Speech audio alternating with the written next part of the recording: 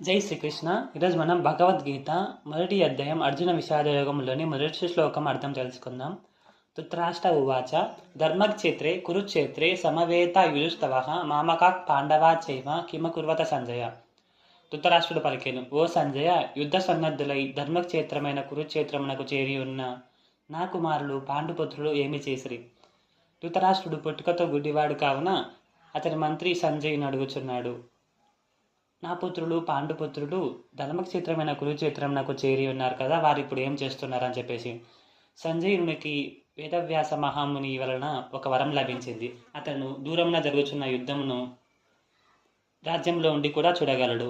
అందువలన ధృతరాష్ట్రునికి రాజభవనంలోనే ఉండి సంజయుడు వివరిస్తున్నాడు యుద్ధం ఈ విధంగా జరుగుతుందని చెప్పేసి. జై శ్రీకృష్ణ.